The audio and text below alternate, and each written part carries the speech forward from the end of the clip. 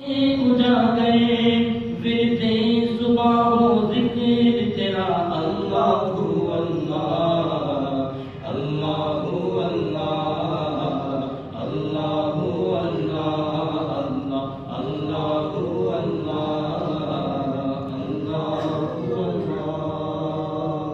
کہ تجھے سبحان اللہ اور اب ذکر اس ہستی کا کرنے لگا ہوں کہ جو باری کائنات ہے، فخر موجودات ہے اور وجہ تخلیق کائنات ہے، کہ منہ چھوٹا ہے پر بول بڑے بول رہا ہوں اور تعریف محمد میں زبان کھول رہا ہوں۔ تمام احوال باوجہ بلند حضور کی بارگاہ میں درود پاک کا نذرانہ پیش کیجیے، مل کر پڑھ لیجیے صلی اللہ علیہ وسلم یا رسول اللہ۔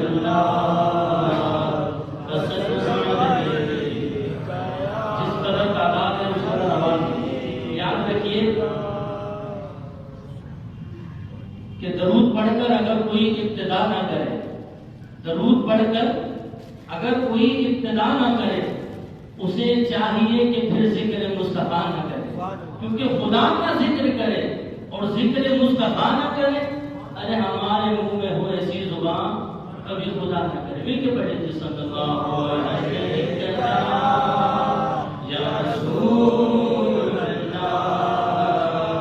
وسلم علیہ یا حبیب اللہ۔ تیری رحمتوں کا دریا، تیری رحمتوں کا دریا سر آب چل رہا ہے، تیری رحمتوں کا دریا سر آب چل رہا ہے، مجھے بھی مل رہی ہے، میرا کام چل رہا ہے، آقا مجھے بھی مل رہی ہے، میرا کام چل رہا ہے، تیری رحمتوں کا دریا۔ اور میرے دل کی دھڑکنوں میں ہے شریک نام تیرا، ہے شریک نام تیرا، اسی نام کی بدولت آقا، اسی نام کی بدولت میرا نام چل رہا ہے، اسی نام کی بدولت میرا نام چل رہا ہے، تیری رحمتوں کا دریا سر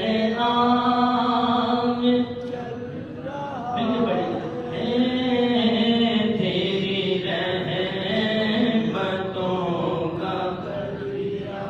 اور تیری مستی نظر سے ہے بہار میں کدے کی، ہے بہار میں کدے کی، وہی میں برس رہی ہے، وہی میں برس رہی ہے، وہی جام چل رہا ہے، وہی میں برس رہی ہے، وہی جام چل رہا ہے، تیری رحمتوں کا دریا سر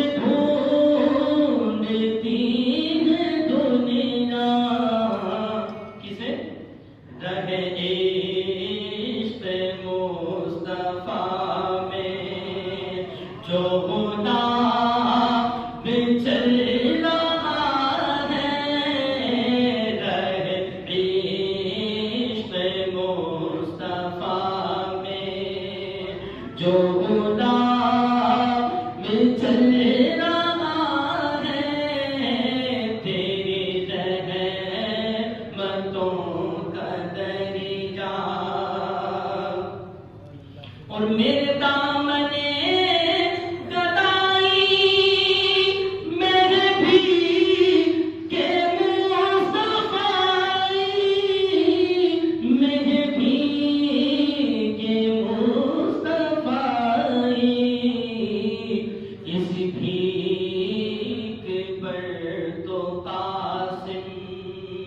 میرا کام چل رہا ہے اسی بھیک پر تو قاسم، میرا کام چل رہا ہے تیری رحمتوں کا دریا، سر میں چل رہا ہے مجھے بھی مل رہی ہے، میرا کام چل رہا ہے۔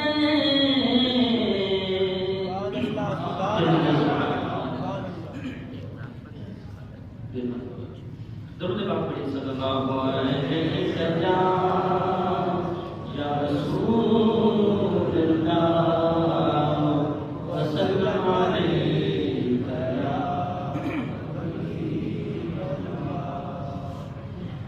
روح بدرو تجھا دیکھتے رہ گئے، روح بدرو تجھا دیکھتے رہ گئے، روح بدرو تجھا دیکھتے رہ گئے، چہرہ بددعا دیکھتے رہ گئے، چہرہ بددعا دیکھتے رہ گئے، حسن خیر الورا میں خدا کی قسم، حسن خیر الورا میں خدا کی قسم، ہم جمال خدا دیکھتے رہ گئے، ہم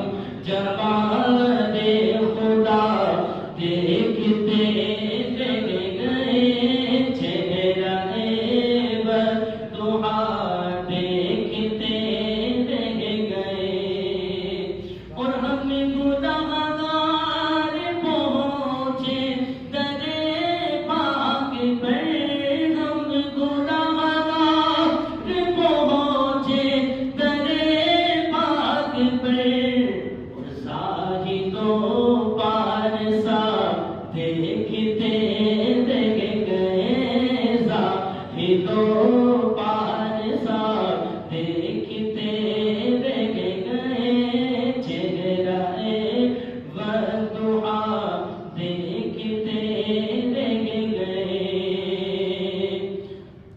اور چاند تو ٹکڑے ہو گئے تصدق ہوا، چاند تو ٹکڑے ہو گئے تصدق ہوا، چاند تو ٹکڑے ہو گئے تصدق ہوا، دشمن مصطفیٰ دیکھتے رہ گئے، دشمن مصطفیٰ دیکھتے رہ گئے، دشمن مصطفیٰ دیکھتے رہ گئے، چہرہ بددعا دیکھتے رہ گئے، در پہ بلوا کے داتا نے جھولی بھری، در پہ بلوا کے داتا نے جھولی بھری، یہ عطا پر عطا دیکھتے رہ گئے، یہ عطا پر عطا دیکھتے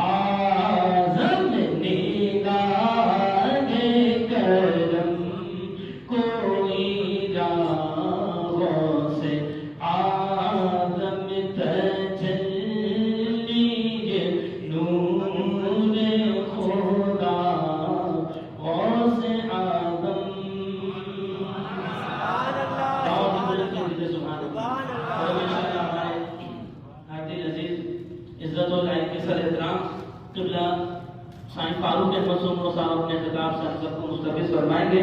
ہاتھوں کو بلند کر سینے کی پوری قوت صرف کر اس یقین سے بولے کہ جب جب باطل نے بدلے ہیں تیور، جب جب باطل نے بدلے ہیں تیور، آیا ہے تب تب ہماری زبان پر نعرہ تکبیر، نعرہ تکبیر. زمانے بھر کا یہ قاعدہ ہے کہ جس کا کھانا اسی کا گانا. ارے زمانے بھر کا یہ قاعدہ ہے کہ جس کا کھانا اسی کا گانا. تو ہم نعمتیں جن کی کھا رہے ہیں نعرے بھی انہیں کے لگا رہے ہیں. نعرہ رسالت، نعرہ رسالت. اور جو مدینے کی طرف جاتی ہیں ان قطاروں سے پیار کرتے ہیں، جو مدینے کی طرف جاتی ہیں ان قطاروں سے پیار کرتے ہیں. ارے دل میں ہے عشق مصطفیٰ، ان کے پیاروں سے پیار کرتے ہیں. اور شک کرتے نہیں ہم اے جہاں والو، ہم مزاروں سے پیار کرتے ہیں. اور کون کہتا ہے کہ بس ایک ہی ہے؟ ارے ہم تو چاروں سے پیار کرتے ہیں. نعرہ تحقیق اچھایا، نعرہ تحقیق اچھایا، نعرہ تحقیق. اور صاحب فکر و نظر حق کا ولی کہتے ہیں، کاشف کنز و حبیب ازلی کہتے ہیں. ارے جس کو ڈوبا ہوا سورج بھی پلٹ کر دیکھے، ہم اسے اپنے عقیدے میں علی کہتے ہیں. نعرہ حیدری، نعرہ حیدری. اور اسیروں کے مشکل کشادوں سے اعظم، فقیروں کے حاجت رواؤں سے اعظم. قسم ہے کہ مشکل کو مشکل نہ پایا. ارے کہا ہم نے جس وقت یاغوں سے اعظم. نعرہ غوثیہ، نعرہ غوثیہ.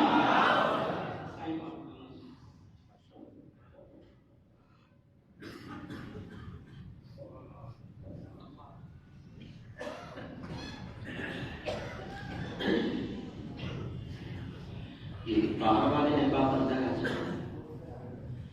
بھی آ جائے جگہ خالی ہے.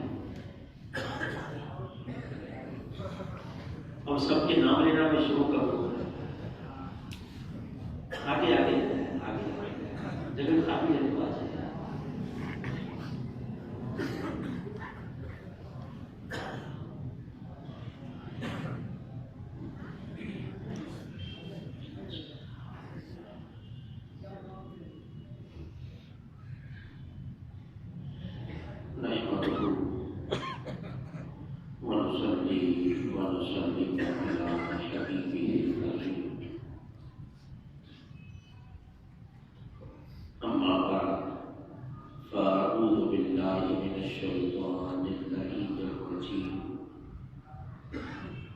بسم اللہ الرحمن الرحیم. واتبع سبیل من اناب الی. صدق اللہ العظیم.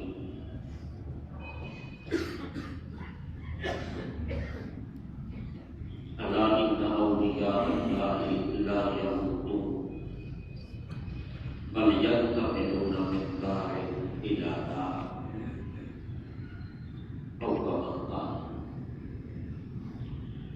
ان اللہ وملائکتہ یصلون علی النبی یا ایھا الذین آمنوا صلوا علیہ وسلموا تسلیما. اللهم صل وسلم وبارك على سيدنا ومولانا محمد وعلى آله وصحبه وبارك وسلم. الحمدللہ آج ہم اللہ کے گھر غوث اعظم شاہی جینا پیر پیرا محی الدین سیدنا عبد القادر جیلانی قطب اقلانی شہباز لامکانی قندیل روحانی رضی اللہ تعالی عنہ کی طرف منسوب ان کی 11ویں شریف کی مجلس میں موجود ہے. میرے جن دوستوں نے اس محفل کو منعقد کیا ہے، اللہ تبارک و تعالی ان کے رزق حلال میں برکت عطا فرمائے، ان کے گناہوں کو معاف فرمائے. مغفرت کا سبب بنائے۔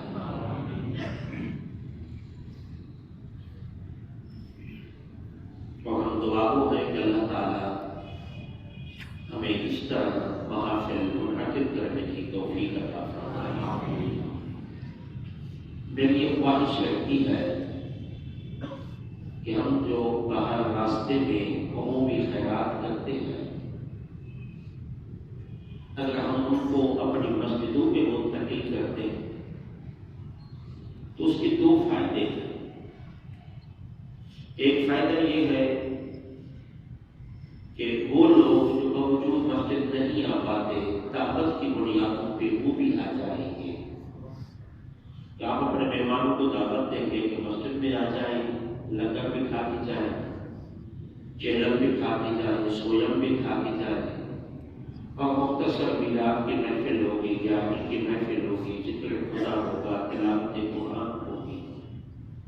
ایک ثواب یہ ہے کہ لوگوں کا مسجد کی طرف تعلق رہے گا، اور دوسرا آپ کا رزق حلال نمازی کھائے گا، نیک بندہ کھائے گا، مسجد میں آنے والا کھائے گا، یہ آپ کو دوہرا ثواب مل جائے گا۔ اور تیسرا یہ کہ بجائے ہم کسی دلیل اور راستے کو بند کر کے کسی کی تکلیف کا سبب بنے، ہم تکلیف سے بھی دوسروں کو بچا پائیں گے۔ اس لیے اللہ تعالیٰ سے دعا کرو کہ اللہ تبارک و تعالیٰ آپ کی اس کاوش کو اپنی بارگاہ میں قبول کرے۔ سیدنا غوث اعظم رضی اللہ تعالیٰ عنہ کا خاندان حسنی اور حسینی سید تھے۔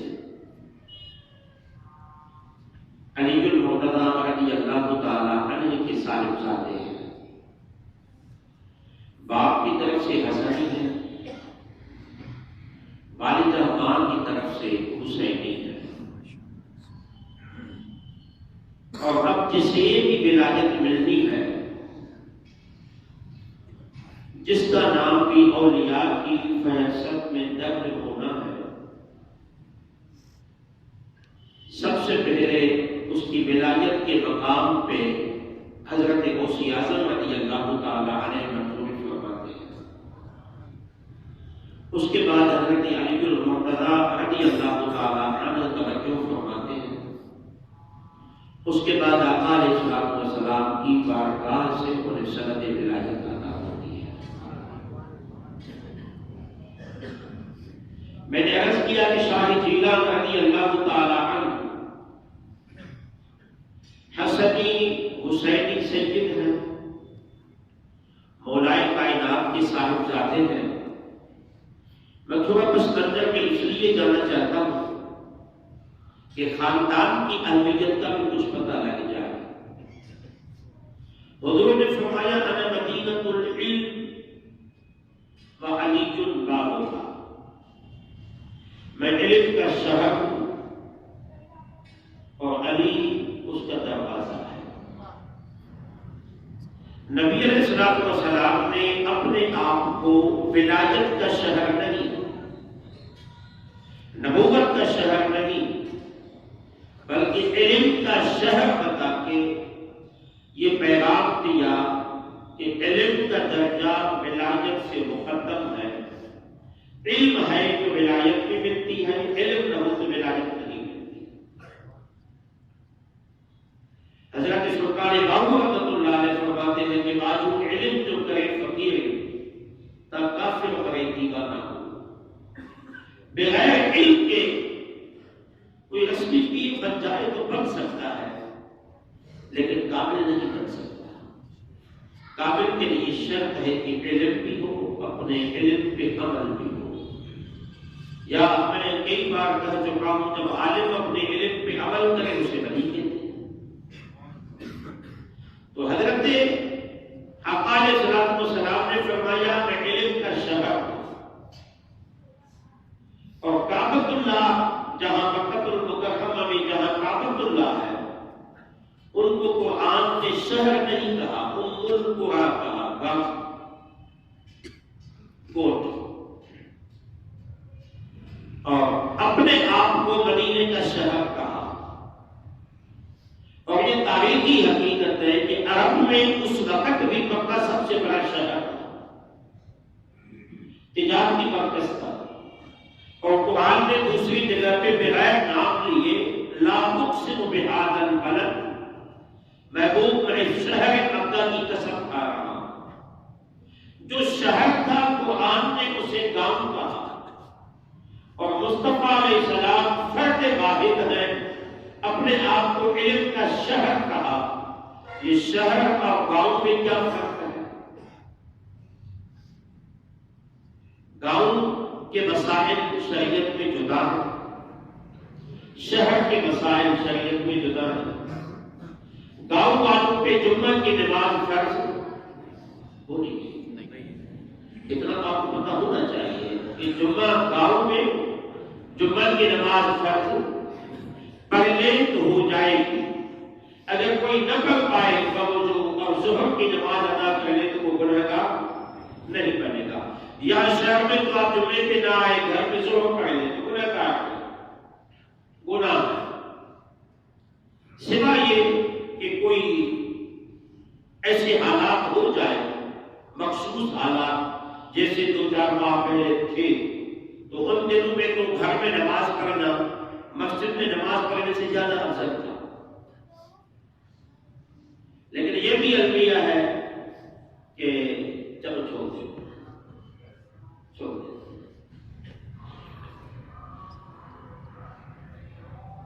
تو گاؤں کا مسئلہ یہ ہے کہ عید نماز سے پہلے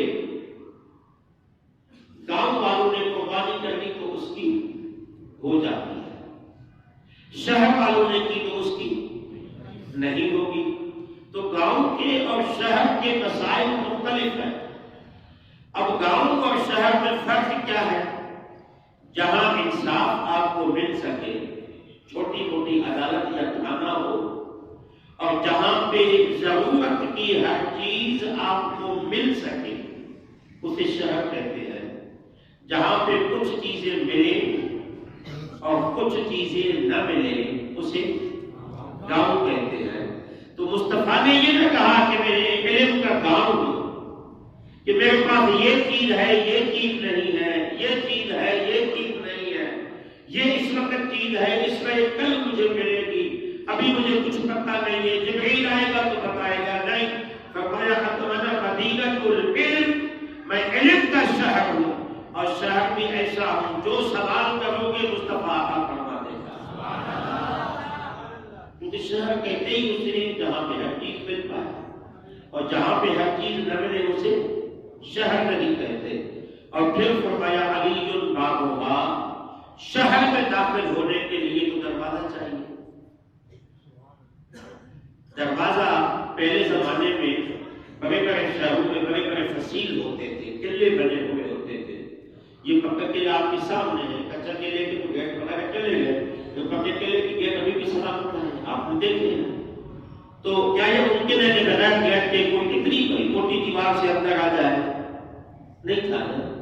تو اس لیے فرمایا لوگوں، میری دربار تک پہنچنا ہے تو سیدھا نہ آنا، پہلے میرے علی کے دربار میں آ جانا۔ یہ جو میں نے کہا نا، جس کو بھی ولایت ملتی ہے آقا علیہ السلام اس کی بعد میں نظر عنایت کرتے ہیں، پہلے حضرت علی المرتضیٰ، اور علی المرتضیٰ سے پہلے یہ نظر حضرت غوث اعظم کیا کرتے ہیں۔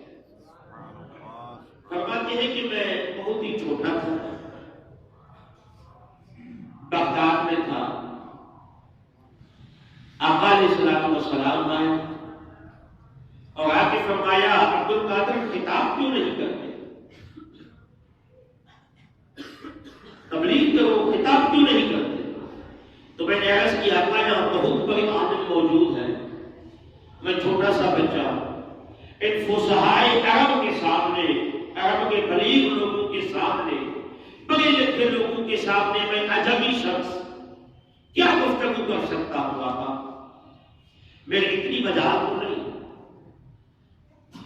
مجھے اتنا علم تو نہیں۔ تو آقا علیہ السلام نے فرمایا بیٹا منہ کھول۔ میں نے منہ کھولا تو حضور علیہ السلام اپنے لعاب دہن 7 مرتبہ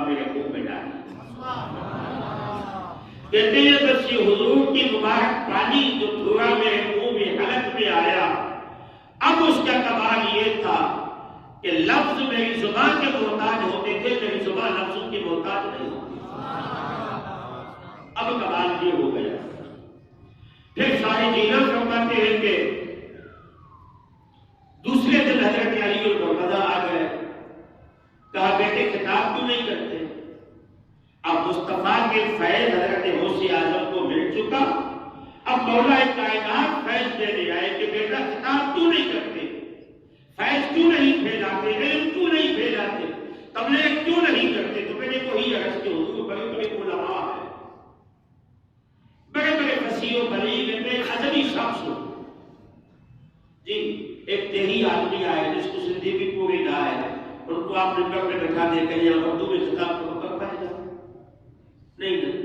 یا آپ میں سے کو میں کہوں کہ چلو یا مدد خان میں سندھی میں خطاب کرو، جی حافظ صاحب کو بولو کہ ماشاء اللہ اچھی نعتیں پڑھی، منقبت کری، ان کو بولو کوئی سندھی بھی مولود کو سنا دے، کیا سمجھتے ہو؟ پسینے چھوٹ جائیں گے نا جی۔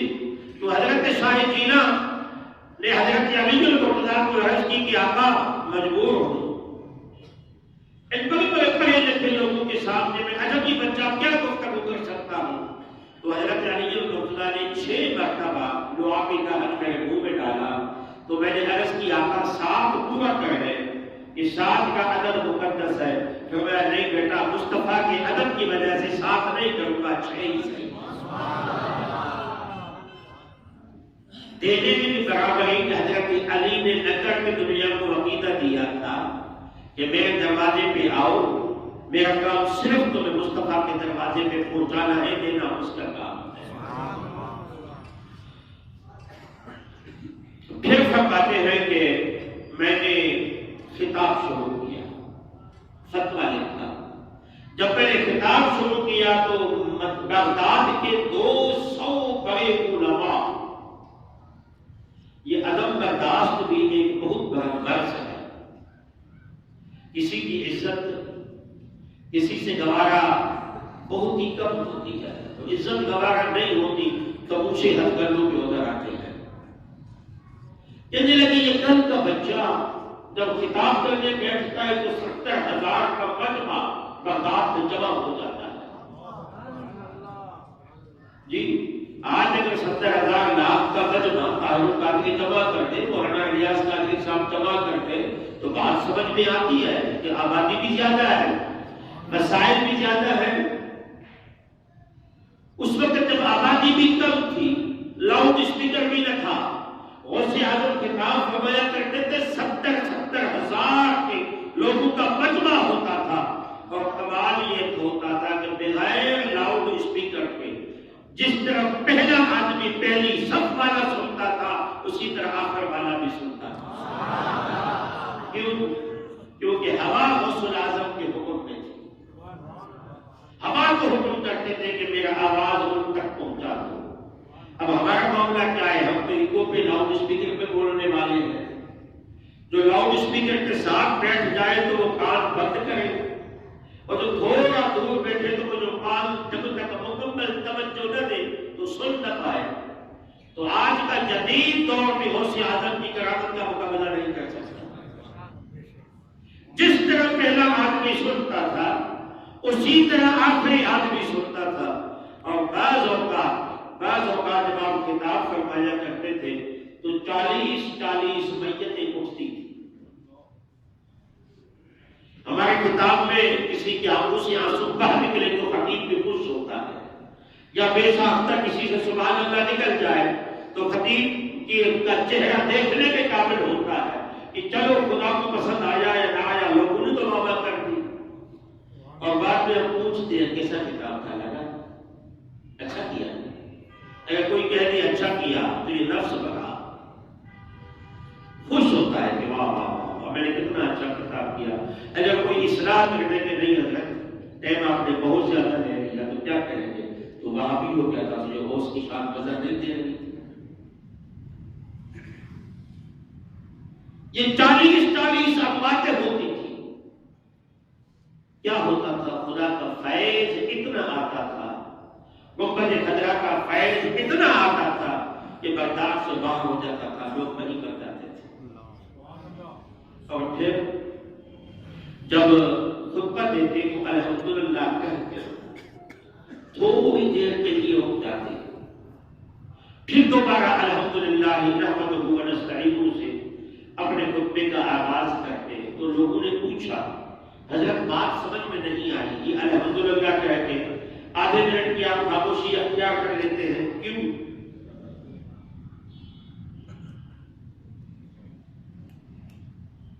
تو آپ نے جواب میں فرمایا کہ یہ خاموشی اس لیے میں استعمال کرتا ہوں کہ جب میں خطاب پہ بیٹھتا ہوں تو وہ جو قدسیان عرش ہے، وہ جو خدا کے فرشتے ہیں آسمانوں پہ اللہ کی عبادت میں مشغول اور مصروف ہوتے ہیں، وہ خدا کے دربار میں ہاتھ اٹھاتے ہیں، مولا ایک طرف تیری عبادت ہے، دوسری طرف بغداد کی سرزمین پہ غوث اعظم کا خطاب چل رہا ہے۔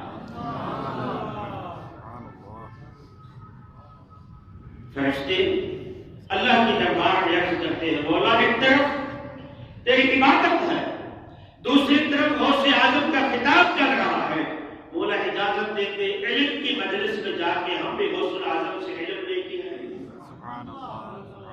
فرماتے تھے کہ جب تک وہ فرشتے رب سے اجازت لے کر میرے سامنے آ کے نہیں بیٹھتے تب تک میں خطاب شروع نہیں کرتا۔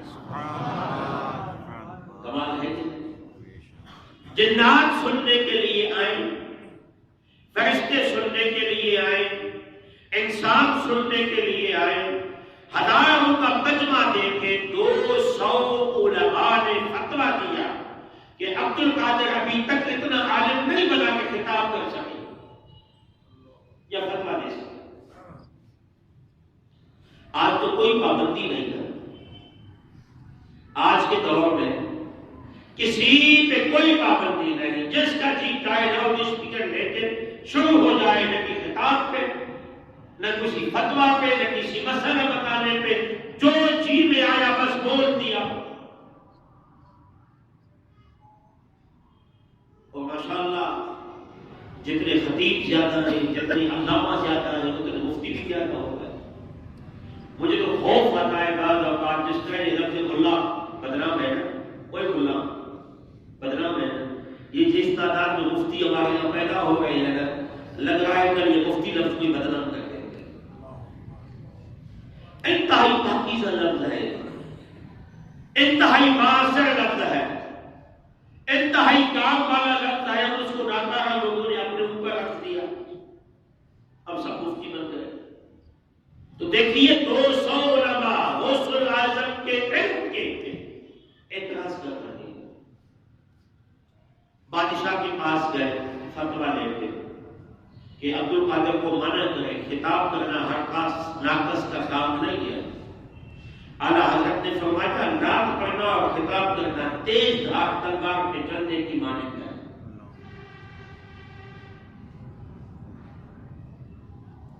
کتنا چلنا مشکل ہے تیز تلوار میں، مشکل ہے، فرمایا خطاب پہ اتنا مشکل ہے۔ بعض اوقات زور خطابت میں ہم وہ لفظ بول جاتے ہیں جو نہیں بولنے کا، جب ہمارے ہوش خطا ہو جاتی ہے نا، جوش زیادہ دکھاتے ہیں تو میں غلطیاں ہوتی ہیں، اور جوش دکھانا ہماری مجبوری ہے۔ جوش نہیں دکھائیں گے آپ سبحان اللہ نہیں کہتے، آپ دوبارہ نہیں بلائیں گے، ہمیں دوبارہ جو بلا جانا ہوتا ہے دعوتوں میں تو ہمارے مولوی لوگ بھی جوش دکھاتے ہیں، جب جوش دکھاتے ہیں تو ہوش کو بیٹھتے ہیں، ہوش کو بیٹھتے ہیں تو وہ جملے بول جاتے ہیں کہ خود اپنے آپ کے روح کو زخمی کر لیتے ہیں۔ جب 200 علماء کا فتویٰ بادشاہ نے وقت دیکھا، وزیر مذہبی روح سے پوچھا کہ کون نہیں عبد القادر؟ کہا حسن حسینی سید ہے، جیلان سے آیا ہے، جوانوں میں عوام میں بہت مقبول ہے، بڑے پارسا پرہیزگار جوان ہے۔ اب علماء کا فتویٰ ہے، فرمایا نہیں، ان کو بلاؤ یا آپس میں مناظرہ کریں۔ 200 علماء ایک طرف بیٹھ گئے، ان کے لیے عالیشان قسم کی مسندیں بچھائی گئی، کرسیاں لگائی گئی۔ حضرت غوث اعظم رضی اللہ تعالی عنہ آئے، ابھی پوری داڑھی مبارک بھی نہیں آئی تھی، یہ بڑے بڑے علماء جبے پہن کے امامے سجا کے بیٹھے تھے. تو وزیر آگے بڑھا کہ آپ کو کرسی دے دیں. فرمایا نہیں، ورثے میں نانا کی طرف سے چٹائی ملی ہے وہی مجھے قبول ہے. یہ پہلی قدر تھی. مجھے کرسی نہیں چاہیے، مجھے کرسی کی ضرورت نہیں ہے. یہ جو علماء ہیں انہوں نے ٹیبل میں کتابیں رکھی ہوئی ہیں نا، ہمیں کتابیں رکھنے نہیں ہیں. میں نیچے ہی بیٹھ جاتا ہوں، کرسی لانے کی تکلیف نہ کریں. چٹائی پہ بیٹھ گئے. اب حضرت غوث اعظم ایک طرف 200 جنگت بڑے بڑے پرانے علماء، دوسری طرف بڑے بڑے خانقاہوں کے گدی نشین مفتیان نظام شیخ الحدیث شیخ التفسیر صاحب بیٹھے ہیں. شاہی جینا خاموشی سے بیٹھ گئے. بادشاہ نے کہا کہ ان سے سوال کرو، پوچھو ان سے کچھ.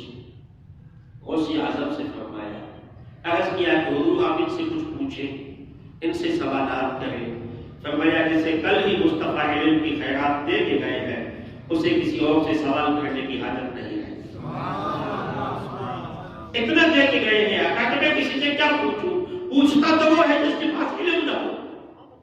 اللہ نے تو مجھے سب کچھ عطا کر دیا ہے. اب ان علماء سے کہا کہ یہ تو آپ سے نہیں پوچھ رہے ہیں. اچھا یہ بھی ایک نفسیاتی بہتری دکھانے کا مناظرے کا بنیادی اصول ہے. اگلے کو کم کر دکھاؤ. صوفیہ کا نہیں، علماء کا یہ اصول ہے. تو آپ نے جب ان سے پوچھا تو علماء سے کہا گیا کہ آپ بڑی باتیں کر رہے تھے، آپ ہی ان سے پوچھے. کہہ رہے تھے کہ یہ علم اس کے پاس نہیں ہے، کہہ رہے تھے یہ خطاب کے لائق نہیں ہے.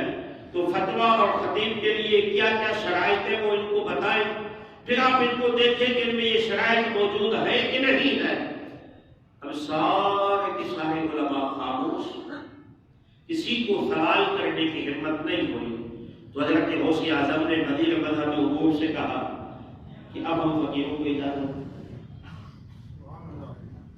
ان میں سے تو کسی نے سوال نہیں کیا، ان میں سے تو کسی کو پوچھنے کی ہمت نہیں ہوئی، ان میں سے تو کسی نے جرأت نہیں کی. اب ہمیں اجازت، ہم جائیں. اللہ تو بادشاہ نے ایک مرتبہ پھر کہا کہ علماء کرام بولے. جب علماء خاموش رہے تو حضرت غوث اعظم جانے لگے تو ایک عالم نے ہمت کر کے کہا، جرأت کر کے کہا کہ بادشاہ معاملہ یہ تھا، ہم آئے تھے تو حافظ الحدیث بھی تھے، حافظ القرآن بھی تھے، بڑے فقیہ بھی تھے. میں اس بچے کو دیکھ رہا ہوں، اس نے چٹائی پہ بیٹھ کے نگاہ کیا اٹھائی. ہمارے سینے علم سے خالی ہو گئے، ہمارے ہم نے شریف بھی یاد نہیں رہا.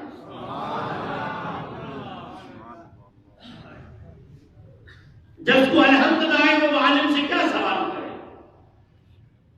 تو اس نے کہا کہ حضرت مہربانی کیجیے، جو علم ہم سے چھین کے جا رہے ہو وہ واپس کر دیں. اس نے فرمایا چھینا نہیں ہے، مخالفت میں ہی صحیح، ہمارے دہلیز میں تو آ رہے ہو، ہمارے سامنے تو بیٹھے ہو، چھینا نہیں ہے. جن تختی پہ یا سلیٹ پہ دوسرا کچھ لکھنے کے لیے پہلا مٹانا پڑتا ہے. پہلا مٹایا اس لیے تھا تاکہ تمہیں اتنا دوں جس کے پاس ایک کتاب کا علم تھا، اب میں اللہ کی عطا سے آپ کو 2 کتابوں کا علم عطا کر کے جا رہا ہوں. اسے غوث اعظم کہتے ہیں، اسے شاہی جینا کہتے ہیں. اب کرامات تو آپ نے بہت سنی ہے غوث اعظم کی، وہ تو میں بیان ابھی نہیں کبھی کروں گا، اللہ نے چاہا. آج میں بتا رہا ہوں کہ ان کا مقام کیا تھا اور علم پڑھا کیسے. جب گیلان سے بغداد آئے، اب تو عالی شان قسم کے مدارس بنے ہوئے ہیں، ایئر کنڈیشن کر رہے ہیں، تعلیم لگے ہوئے ہیں، اور مدارس کا کھانا اتنا اچھا ہوتا ہے کہ آپ کے گھروں میں نہیں ہوتا. مسلمانوں کی اچھی رسم ہے، صدقے کا گوشت بکرے وغیرہ بھیج دیتے ہیں، وہ تو ربا کے لیے جاتا ہے، وہ اچھا کھاتے ہیں. پھر بھی علم پڑھنے والا کوئی نہیں. اب میں آپ سے سوال نہیں کروں گا کہ آپ کے بچے اسکول تو جا رہے ہیں، کیا آپ کے بچے مدرسے بھی جاتے ہیں؟ حافظ قرآن کے اپنے بچوں کو بنا رہے ہیں؟ عالم دین بھی اپنے بچوں کو بنا رہے ہیں کہ نہیں یہ میں نے سوال نہیں کروں گا، لیکن اپنے گریبان میں جھانک کے تو دیکھیں کیا ایسا ہو سکتا ہے کہ میرا بچہ جی اگر ایم اے کر کے آئے، سی اے کر کے آئے، ایل ایل بی کر کے آئے، پی ایچ ڈی ہولڈر بن جائے، وہ کہے کہ اپنا یہ پوری پی ایچ ڈی کا ثواب میں نے آپ کو پہنچایا؟ ہوتا ہے یہ جو میں نے ماسٹر کی ہے، گریجویشن کی ہے، اس کا ثواب آپ کو دیا، کچھ کام آئے گی جی؟ اور کچھ نہیں صحیح، کلو اللہ صرف اسے سکھا دو نہ 3 مرتبہ پڑھ لے تو پورے قرآن کے ختم کا ثواب مل جائے گا۔ ٹھیک ہے، کوئی سمجھدار بچہ، کوئی دیندار بچہ، کوئی پڑھا لکھا بچہ بن کے، کوئی انجینئر، کوئی وکیل، کوئی ڈاکٹر بن کے ماں باپ کو دنیاوی سطح پہ تو خوش رکھ سکتا ہے، لیکن قبر و آخرت کی خوشی کے لیے قرآن کی دامن کو پکڑنا ہوگا۔ اس کی سوا خدا کا نہیں، اس کی سوا خدا کا نہیں۔ میرا آقا نے فرمایا تھا کن عالما، عالم بن جا۔ حضور کا حکم ہے عالم بن جاؤ، عمر کی کوئی قید نہیں۔ اور متعلما، عالم نہ بن پائے تو طالب علم بن، عمر کی کوئی قید نہیں۔ اگر طالب علم آپ بن گئے اور پڑھتے پڑھتے آپ کو موت آ گئی، 4 پارے پڑھے تھے 26 رہ گئے تھے، اللہ قبر میں فرشتے کی ڈیوٹی لگاتا ہے کہ استاد بن کے روزانہ قرآن کا حفظ کرایا۔ پھر فرمایا او محبا، طالب علم بھی نہ بن پائے تو کم از کم علماء سے محبت تو کیا، بلکہ نہیں او جالسا، طالب علم نہ بن پائے تو ٹائم نکال کے علماء کی صحبت میں بیٹھا، ان کی صحبت میں تمہیں علم کے موتی ملیں گے، ان کی صحبت میں تمہاری تربیت ہوگی، ان کی صحبت میں تمہارے کام ہوں گی، بگڑے ہوئے کام آپ کے بن جائیں گے۔ اگر بیٹھ بھی نہیں پاتے گردش ایام کی وجہ سے، زمانے کی پریشانیوں کی وجہ سے، فرمایا او جالسا، پھر ایک کام کر لے، وہ کیا؟ علماء کی او محبت، اب علماء کی محبت اپنے دل میں پیدا کریں، ان سے نفرت نہ کرنا، ان کو ناراض نہ کرنا، ان سے بغض نہ رکھنا۔ پھر فرمایا ولا تکن خامسا، 5ویں نمبر پہ نہ رکھنا، 4تھے نمبر تک چلنا، محبت ان کی اپنے دل میں رکھنا، 5ویں نمبر پہ نہ آنا۔ اس کا مطلب کیا؟ اپنے دل میں اس کا بغض نہ رکھنا۔ تو شاہی جینا جب مدرسہ پڑھنے آئے، عجیب قصہ ہے پڑھنے کا بھی، بس 10 منٹ میں بات ختم کر رہا ہوں، لنگر والے تیاری کر لیا۔ کہتے ہیں کہ میرا بچپنا تھا، میں کھیل رہا تھا بیل کی دم سے، اب تک ہی بچے تھے، ان کی کھیلنے کا انداز اپنا ہے جی۔ ہم نے اپنے دور میں کھیلے، ہمارے دور کا کھیلنا آپ کے دور کا کھیلنا اپنا تھا، آج کے دور میں بچوں کا کھیلنا اپنا ہے جی۔ آج بچوں کے کھیل کے لیے ہر بچے کے ہاتھ 20,000 کا موبائل ہے، بچہ کھیلنے کے لیے بچے کو دینا ہے، جو جتنا زیادہ غریب سے گھر کو زیادہ موبائل ہے کھیلنے کے لیے، ایسا ہے۔ تو فرماتے ہیں میں جنگل میں چلا گیا، کھیلتے کھیلتے جنگل میں پہنچ گیا، بیل نے میری طرف منہ کر کے کہا عبد القادر، اللہ نے تمہیں کھیلنے کے لیے تو پیدا نہیں کیا۔ جب جانور نے مجھ سے بات کی تو میں بچہ تھا، خوف مجھ میں طاری ہو گیا، وحشت آئی، گھر کی طرف بھاگا، جلدی جلدی میں کوٹھے کی چھت پہ چڑھ گیا، یتیم تھا، ابا فوت ہو چکے تھے، ماں کسی کام میں تھی، چھت پہ چڑھا۔ فرماتے یہ 9 ذی الحج کا دن تھا، عرفہ کا دن تھا، 9 ذی الحج تھی۔ فرماتے ہیں کہ میں گیلان میں تھا، ایران اور عراق کے سرحدی بارڈر پہ تھا، یوں سمجھے جی، اور مکہ المکرمہ میں عرفات کے میدان میں حاجی وقوف عرفہ کا رکن اعظم ادا کر کے لبیک پڑھ رہے تھے۔ فرماتے تھے کہ میں اپنے آنکھوں سے دیکھ رہا تھا، حاجیوں کو کانوں سے سن رہا تھا جی۔ جو سینکڑوں میل کے فاصلے پہ گیلان میں بیٹھ کے بچپن میں عرفات کو دیکھ لے، ولی تو پہلے ہی ہے. جب اپنے ماں کو یہ قصہ بتایا، کہا بیٹا چل جو تجھے بدخشاں سے لے جائے. کہتی ہے کہ جب میں بدخشاں گیا، جانے لگا، مجھے تب پتہ لگا کہ میں ولی بن چکا ہوں کہ راستے میں آگے آگے ایک فرشتہ جا رہا تھا، وہ آوازیں دے رہا تھا کہ لوگوں راستے کو خالی کر دو، اللہ کا ولی بدخشاں کو چلا راستے کو. یہ فرشتے خادم بن کے، یہ فرشتے غلام بن کے ڈیوٹی دے رہے تھے کہ راستے کو خالی کرو، اللہ کا ولی مدرسے کو چلا ہے. مدرسے پہنچے، ماں نے استاد کے پاس بٹھا دیا، کہا پڑھ بیٹا بسم اللہ. ہم بھی رسم بسم اللہ شروع کراتے رہے. کیا رسم ہے؟ 4 سال 4 مہینے 4 دن، ایسا ہماری رسم بسم اللہ عجیب ہوتی ہے جی، عجیب ہوتی ہے. شادی کا منظر ہوتا ہے جی، تھج دھج کے مائیں بہنیں اس طرح آتی ہیں، یہ بھول جاتی ہیں. جب بچے کی ابتدا میں ہی غیر شرعی عمل کریں گے، ننگی سر آئیں گے، تو بچے کی کیا تربیت ہوگی؟ 2 کام مجھے آپ کے عجیب لگے. 7 دن کا بچہ لے آتے ہو، بچے کو سجدہ کراؤ، باپ نہیں کرتا، ایسے بچے کو سجدہ کراؤ. اب بچہ کیا سجدہ کرے گا؟ اللہ کے بندے دیکھو، اجن اور امام کو بھی 200 روپے ملتے ہوتے ہو، بچے کو الٹا سلا دیتے.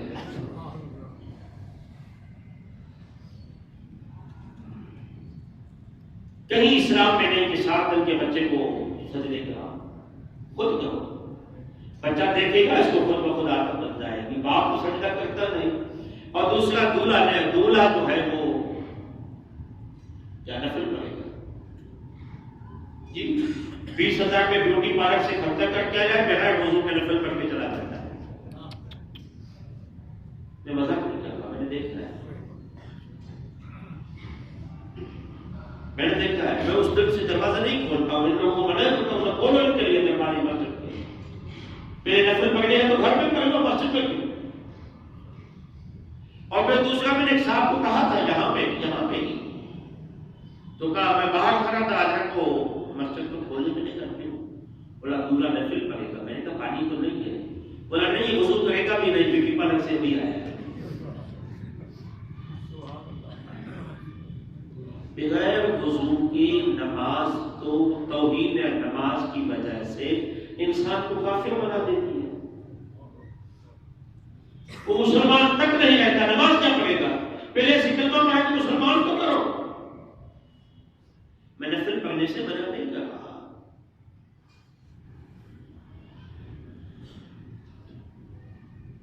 تو یہ کچھ باتیں عجیب ہو جاتی ہیں ہم میں سے. پتہ نہیں میں کیا بات کر رہا ہوں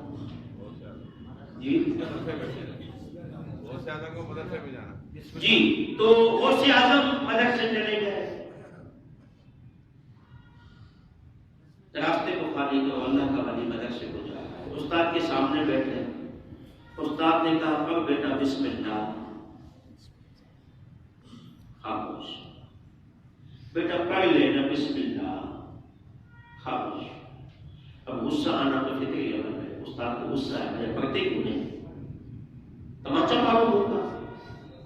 کہنے لگے استاد تو بھی بتا، تیری ماں کو یا رب کی ماں؟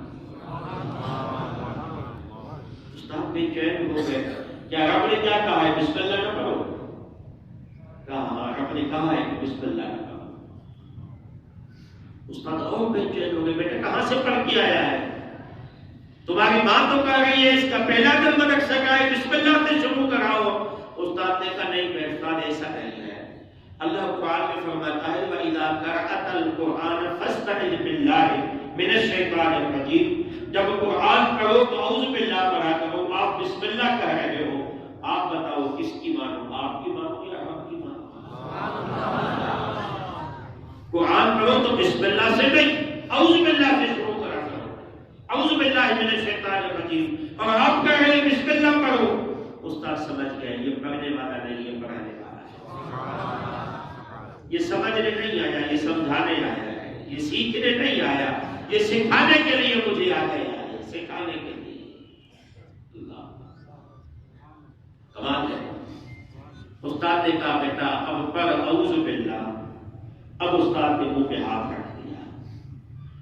اب غصہ استاد کو بھی نہیں آیا، جو پہلے بسم اللہ پہ آیا تھا، اعوذ باللہ پہ جب منہ پہ ہاتھ رکھا نا، اس سے بلی گزرے ہیں حضرت سچر سربست رحمت اللہ علیہ، سنا ہونا ایک رانی کو کے سچر سربست درادہ شریف تھے، جب ان کو استاد نے کہا کہ پڑھ بسم اللہ، تو اس کا منہ کھل گیا، اوپر دیکھنے لگا۔ استاد نے کہا پڑھ بسم اللہ، بس نہیں دیکھا، بس اوپر دیکھا۔ استاد نے کہا پڑھ بسم اللہ،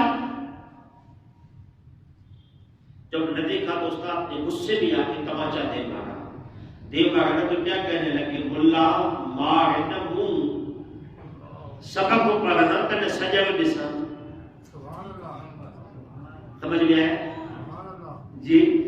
نہیں ہے تو ترجمہ کرو، کیا کہا، ملا مار نہ منہ، استاد کیوں مجھے مارتے ہو، کیوں مجھے سزا دیتے ہو، کیوں مجھے تھپڑے لگاتے ہو، آپ ہی بتاؤ، تیرا سبق پڑھوں یا اپنے رب کے بکرے کو دیکھوں؟ تو نے اللہ کا نام لیا تو اللہ بلا حجاب میرے سامنے آ گیا، اب رب کے جلوے دیکھوں یا تیرا سبق پڑھوں؟ کیا کہا، یاد کر لو، کام آئے گا، ملا ماہنبو سبق کو پڑھو کن بھٹائی رحمت اللہ علیہ کبھی پڑھانے کے لیے لے گئے تھے نا، استاد نے کہا پر الف کا با جا کے دے دوسروں کو، ہمارے لیے الف ہی کافی ہے۔ الف اللہ میں چوبے تھی گھوٹی میرے من میں جو بخشے دلائی جی، یہ الف میرے لیے الف ہی کافی ہے، با جا کے کسی اور کو دے دے، ہمیں نہیں چاہیے تمہارے پاس۔ ان کی دادا بہت پریشان ہوئے، دو بھائی تھے، حافظ محمد، حافظ احمد، جن کی مزارات حیدرآباد کے نزدیک ہے، 20 کلومیٹر کے فاصلے میں، حافظ محمد اور حافظ احمد، ان دو بھائیوں کو ان کے دادا نے بلایا۔ جب وہ الف کہتے تھے نا تو الف کہتے ہی خدا کا دیدار ہو جاتا تھا، تو با اس کو کوئی نہیں پڑھا سکتا تھا، تو ایسے کامل استادوں کی ضرورت تھی جو پہلے اس منصب سے اس کو معزول کرتے پھر قرآن پڑھاتے۔ تو جب وہ ان کے سامنے آئے نے کہا الف تو کہا الف، اب حافظ صاحب محمد نے کہا پر با، تو اس نے فوراً کہا با، بولا کل تک تو با تک نہیں پہنچے تھے، بولا کل تک استاد مجھے الف سے ہٹا بھی نہیں پائے تھے تو با میں کہا جاتا، سمجھ گئے؟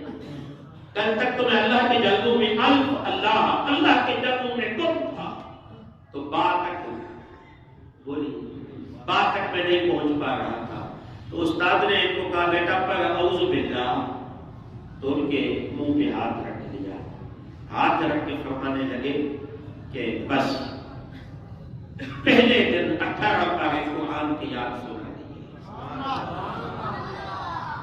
کہا بیٹا یہ کس مدرسے میں پڑھ کے آئے ہو؟ کہا ماں کے پیٹ سے اتنا یاد کر، میری ماں 18 پاروں کی حافظہ تھی، وہ چکی چلاتی تھی بھی قرآن پڑھتی تھی، وہ برتن مانجتی تھی بھی قرآن پڑھتی تھی، وہ گھر کا جھاڑو لگاتی تھی بھی قرآن پڑھتی تھی۔ یہ اتنا تو میں ماں کے پیٹ سے بھی سن کر یاد کر کے آیا ہوں۔ اب ڈاکٹر صاحب کہیں گے کہ ماں کے پیٹ میں بچہ سنتا ہے یا نہیں، یہ میں سن کر جا کے پوچھوں گا، اور سنتا ہے تو یاد رکھ بھی سکتا ہے یا نہیں؟ تو آسان بات یہ ہے جہاں سائنس دنگ رہ جائے وہاں اللہ کے ولی کا مقام شروع ہوتا ہے۔